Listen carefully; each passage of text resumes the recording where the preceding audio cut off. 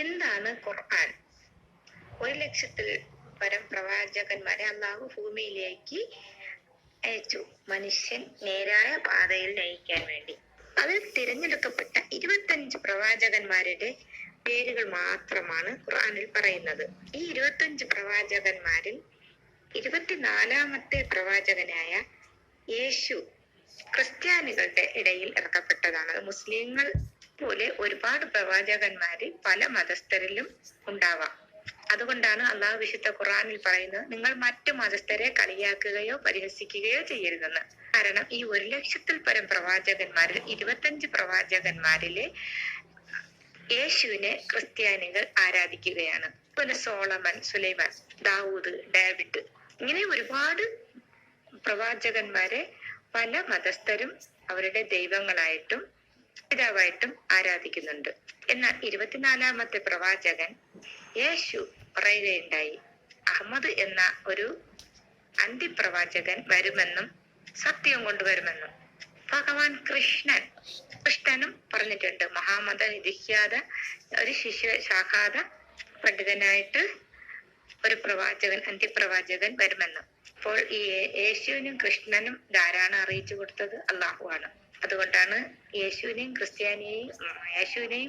കൃഷ്ണനെയും ഒന്നും നമ്മൾ പരിഹസിക്കരുതെന്ന് പറയുന്നത്. അങ്ങനെ യേശുവിന് ശേഷം വർഷങ്ങൾക്ക് ശേഷമാണ് മുഹമ്മദ് നബി എന്ന ശിഷ്യനായിട്ട് അന്ത്യപ്രവാചകനായിട്ട് 40 വയസ്സിൽ നബുവത്ത് കിട്ടി പ്രവാചകൻ ആയത്.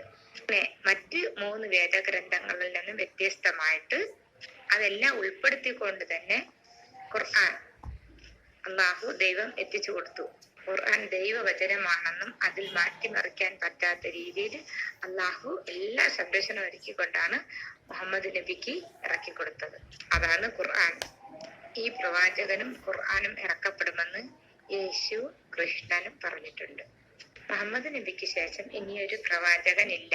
എങ്കിലും യേശു ഉയർത്തെഴുന്നേൽക്കപ്പെടും എന്ന് ക്രിസ്ത്യാനികൾ വിശ്വസിക്കുന്നു.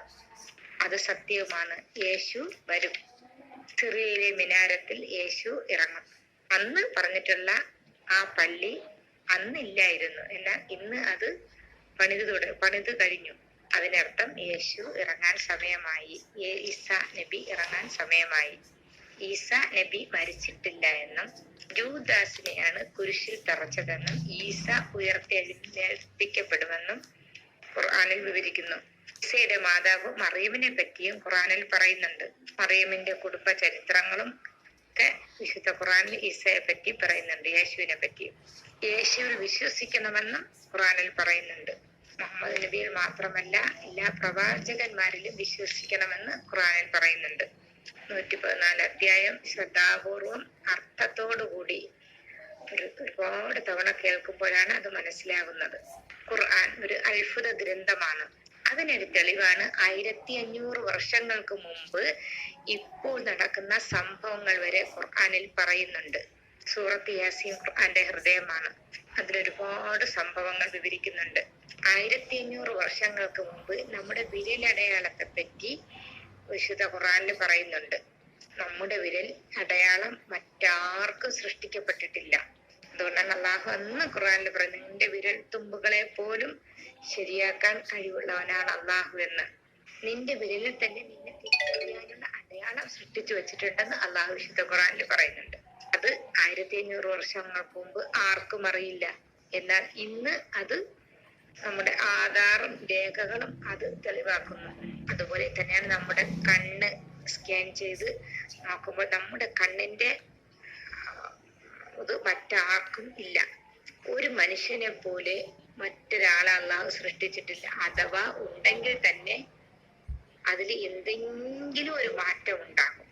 ഇത് തന്നെ എത്ര അത്ഭുതമാണ്. 770 കോടി ജനങ്ങള് ഇപ്പോൾ ഉള്ളതും മരിച്ചുപോയവരും ഇനി വരാനിരിക്കുന്നവർക്കും ഓരോരുത്തർക്കും ഓരോ വിരലടയാളം സൃഷ്ടിച്ച നാഥൻ. ദൈവത്തിൽ വിശ്വസിക്കാൻ ഇത് മാത്രം മതി. സൂറത്തുൽ യാസീന് വാഹനത്തെ പറ്റി പറയുകയാണ്. അന്നത്തെ കാലത്ത് കഴുതകളും കോവർ കഴുതകളും ഒട്ടകവും കുതിരയും ബുൾഡോസറിന് ആനയും ഒക്കെയാണ് പറയുന്നതെങ്കിലും കപ്പലിനെ പറ്റി പറയുന്നെന്ന് കടലിനെ പറ്റിയും കടലിലെ കപ്പലിനെ മലകളെന്നോളം സഞ്ചരിക്കുന്ന കപ്പൽ എന്ന് പറയുകയാണ്. ആദം, ഇദ്രീസ്, നൂഹ്, മൂന്നാമത്തെ പ്രവാചകൻ നൂഹ് നബിക്കാണ് അള്ളാഹു കപ്പൽ സൃഷ്ടിച്ച് കാണിച്ചു കൊടുത്തത്. അതിന്റെ അളവും അതിന്റെ രൂപവും എല്ലാം സൃഷ്ടാവായ ദൈവം പറഞ്ഞു കൊടുത്തത് അനുസരിച്ചാണ് നൂഹ് നബി കപ്പൽ പണിതത്. അതുപോലെ സുലൈമാൻ നബിക്ക് ഇരുമ്പിലുള്ള ചങ്ങലകളും വലിയ പാനപാത്രങ്ങളും കുട്ടുവവും വലിയ വലിയ ഇരുമ്പിലുള്ള പാനപാത്രങ്ങൾ നിർമ്മിക്കാൻ സുലൈമാൻ നബിക്ക് അള്ളാഹു ജിന്നുകളെ വിട്ടാണ് പണിത് കാണിച്ചു കൊടുത്തത്. തേയില കണ്ടുപിടിച്ചത്, തേയിലയ്ക്ക് അള്ളാഹു അത് സൃഷ്ടിക്കപ്പെട്ടത് സുലൈമാൻ നബിയാണ്. അതാണ് തേയിലയ്ക്ക് സുലൈമാൻ എന്ന് വിളിക്കുന്നത്. അതുപോലെ ഓരോ പ്രവാചകന്മാർക്കും അള്ളാഹു ഓരോ കഴിവുകൾ നൽകിയിട്ടുണ്ട്. എന്നിട്ട് സൂറത്തുൽ യാസീനില് വാഹനത്തെ പറ്റി പറയുന്നുണ്ട്. സത്യനിഷേധിയായ ഒരു സ്ത്രീ ചോദിച്ചത്, ഇന്നത്തെ കാലത്ത് ട്രെയിന്, ബസ്, സ്കൂട്ടർ ഇതൊക്കെ ഉണ്ടല്ലോ, വിമാനം, ഇതെന്തുകൊണ്ടാണ് അന്നത്തെ കാലത്ത് ഇല്ലാത്തതെന്ന്. അതല്ലാതെ വിശുദ്ധ ഖുർആനിൽ പറയുന്നുണ്ട്, നിങ്ങൾക്ക് നിങ്ങൾക്ക് ആളുകൾ വർദ്ധിക്കുന്തോറും അതിനാവശ്യത്തിന് അല്ലാഹു തആല ജനസംഖ്യ വർദ്ധിക്കുന്തോറും മനുഷ്യരെ വിട്ട് തന്നെ നിങ്ങളുടെ കൈകൾ സൃഷ്ടിച്ചുണ്ടാക്കിയതിൽ നിന്നുമാണ് നിങ്ങൾക്ക് വാഹനമായിട്ട് അള്ളാഹു താല എല്ലാം സൃഷ്ടിച്ചത്. നൂഹ് നബിക്ക് അള്ളാഹു കപ്പൽ സൃഷ്ടിക്കാൻ അളവും രൂപവും എല്ലാ ദൂതന്മാരെ വിട്ട്, മലക്കുകളെ വിട്ട് പറഞ്ഞു കൊടുത്തു. അതുപോലെ പിൽക്കാലക്കാരിൽ വിശുദ്ധ ഖുർആൻ യാസീനിൽ പറയുന്നു, പിൽക്കാലക്കാരിൽ നിങ്ങൾക്ക് വാഹനമായി മറ്റു പല വാഹനങ്ങളും സൃഷ്ടിക്കപ്പെടുന്നതാണെന്ന്. എന്ന് വെച്ചാൽ നിങ്ങളെ കൊണ്ട് തന്നെ അല്ലാഹു തആല നിങ്ങളുടെ ജനസംഖ്യ അനുസരിക്കുമ്പോൾ ഇന്ന് നിങ്ങൾക്ക് കുതിരയും കോവർക്കഴുതയും ഇതൊന്നും പറ്റില്ല.